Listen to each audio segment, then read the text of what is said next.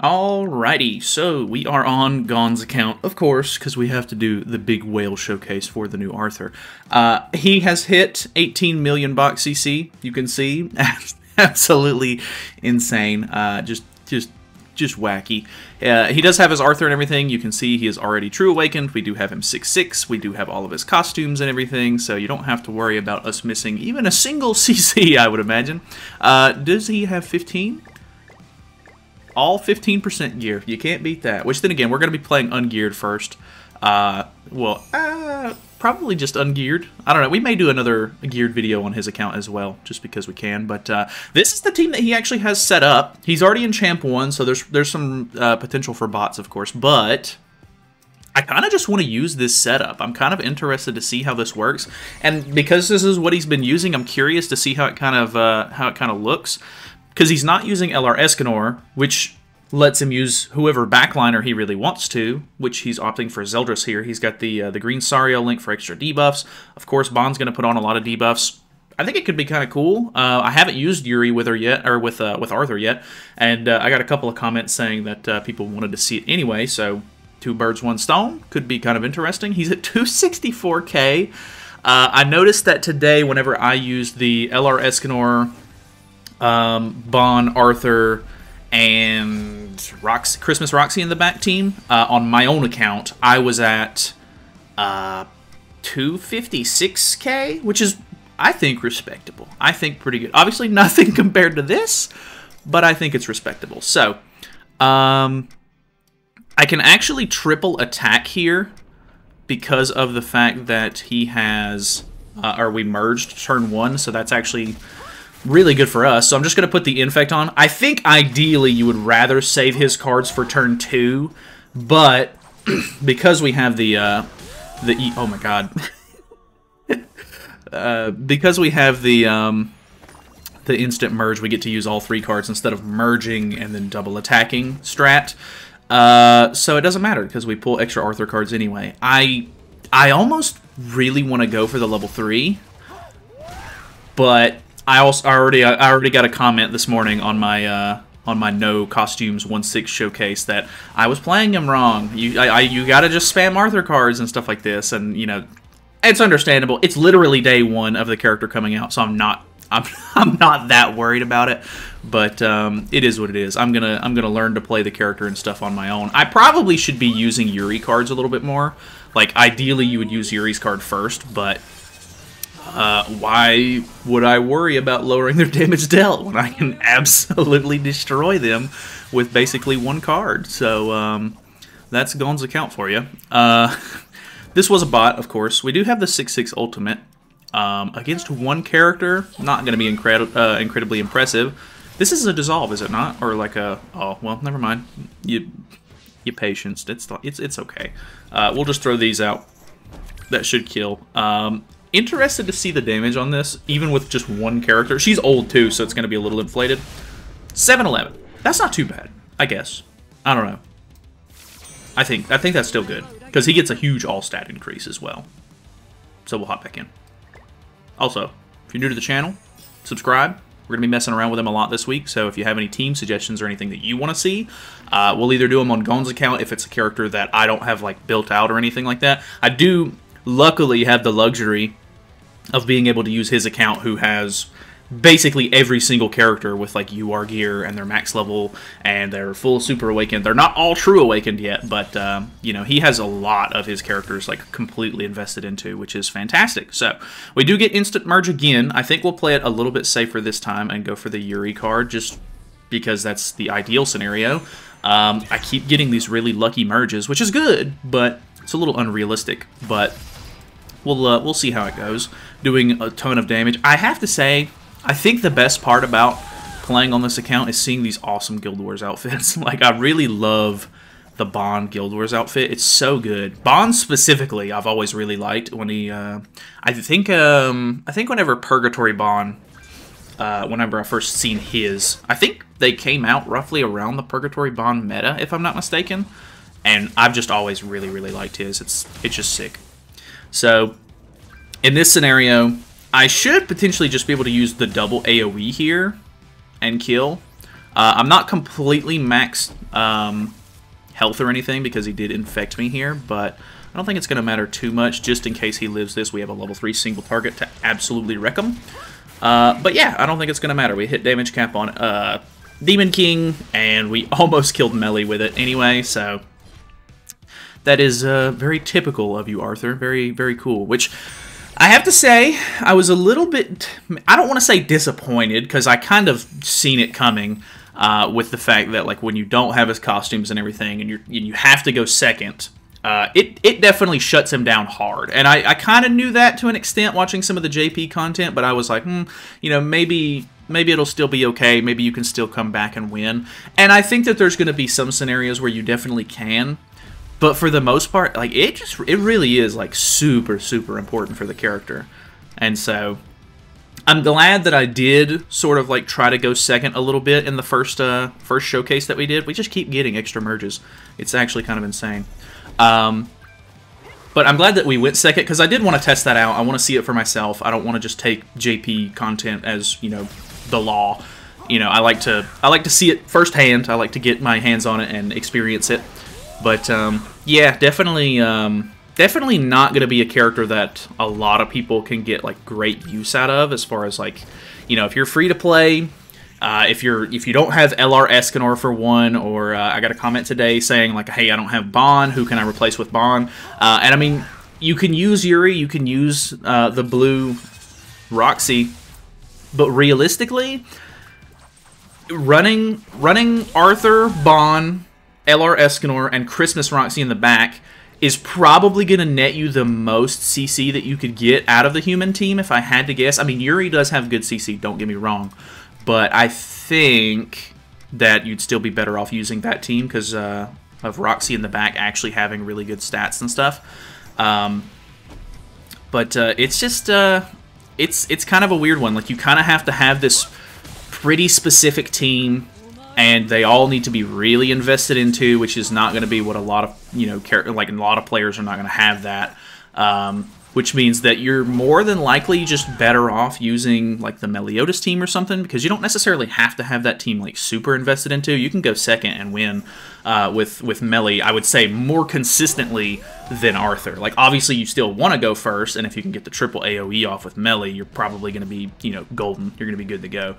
But it's definitely, like, if you don't go first with Arthur, like, I would say your chances of winning drop drastically, which is obviously not what you really want to see, but we'll see how it goes. I mean, obviously, the meta can change. We can see some shifts. I think there's potential for another collab between now and the JP anniversary, so that could be kind of interesting. We'll have to see kind of how that goes. I don't know if they're going to skip this collab slot because we got one in January instead, or if they're just going to add a January collab to the rotation each year at this point. I really don't know what they're planning on doing, but that could be interesting. I have no idea who we could even get for the JP anniversary at this point, considering that Chaos Arthur is kind of the end of the show. I don't know if there's a specific character that they really want to go for. Okay, we didn't get the merge this time, so I can actually play a normal turn one. But yeah, I don't even know who we could get for JP Annie. And then if they do a collab, like, who knows? They've been going for a lot more, like, new collabs at this point. But I think we've gotten through a pretty decent wave of new collabs now to where they could start going back and doing reruns for those and adding 2 extra characters to some of them. So it's a huge toss-up. You never really know what they're going to end up doing. Plus, we're going to move into the 4 Nights content, supposedly, which they were supposed to do that at the end of the year. Like, they were supposed to finish up 7 Deadly Sins storyline at the end of 2023, and then move into 4 Nights. But that obviously did not pan out. They either got behind or whatever the case may be on that.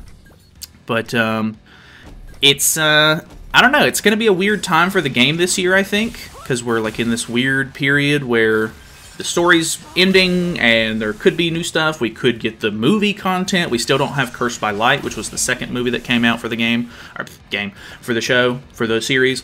So there's still content that they could maybe pull from that. I don't know. There's a lot of different options that they could maybe do. I guess it just depends. I definitely think that they're, like, way more focused on the whatchamacallit, the Origins game, because like, I mean, it's been like this for a while. It's probably been like this for almost a year at this point, if not a little bit longer than a year, where the development on this game is not quite what it used to be, and I mean, it's kind of dropped off a bit, but who knows? I'm hoping that it's at least worth it. I mean, hopefully people really like Origins when it comes out, and I don't know. I'm hoping that they don't just completely abandon this game, because it does still seem to have like a pretty dedicated fan base to it. People still really like this game. I definitely prefer this game over like a Genshin style game personally. That's just my own opinion. Obviously, I'll have to get my hands on the new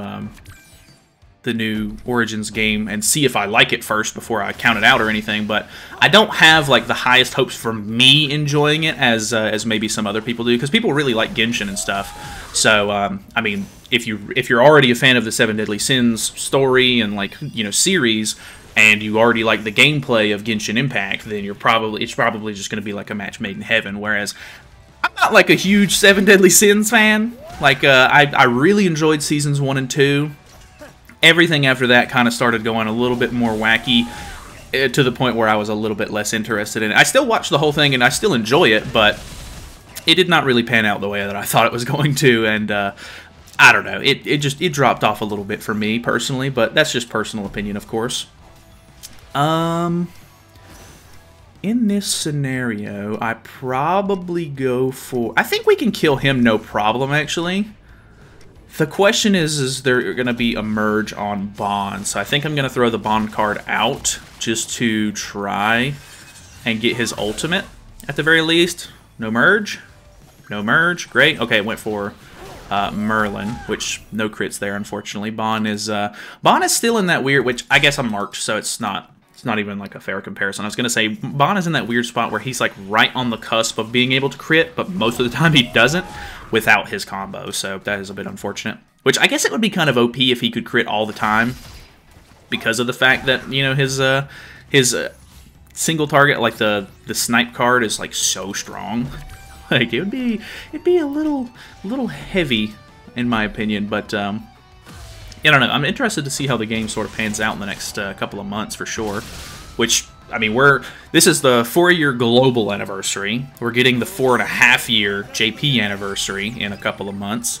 And yeah, I really don't know exactly what we're gonna get, but could be pretty interesting at the very least. I mean, even though I'm not like super attached to these characters or anything, I definitely enjoy the game. I like seeing cool characters and stuff like that come out.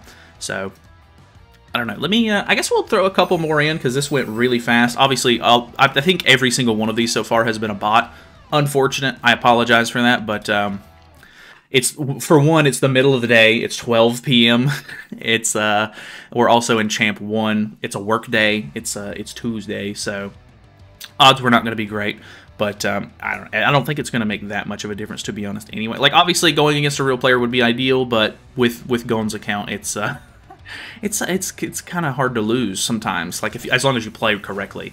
Okay, this is interesting. Kaiju member, real player, running Aaron, which is kind of cool.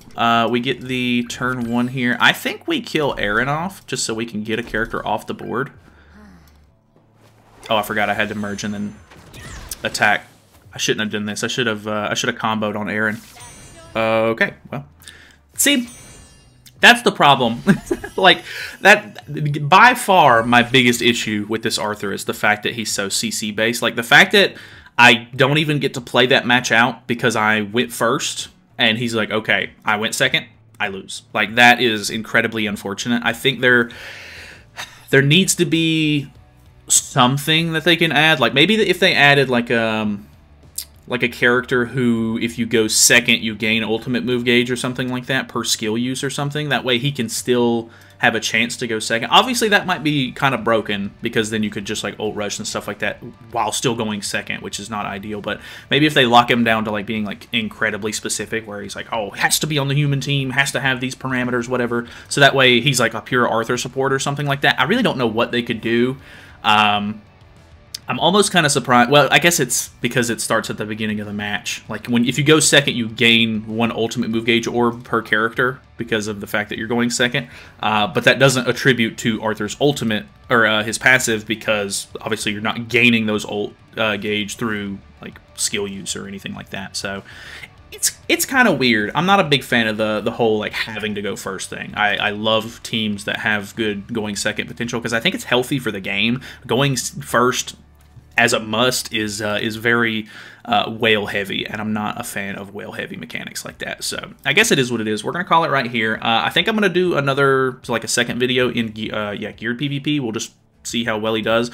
Might swap the team up a little bit, but we'll see. So thank you guys so much for watching. Hopefully you guys enjoyed it. Like I said, if you have any team suggestions or anything, even if it's like, if you want to see, I'll probably try them out already, but if you want to see like Blue Shin or like Jenna in the back because she has their holy relic that gives attack related to the humans, I can do that on this account, and I don't want to say guarantee myself going first, but I can say confidently that, that a majority of the time we will. So we might be able to mess around with that a little bit. So like I said, thanks for watching, subscribe, all that good stuff. I'll see you guys later.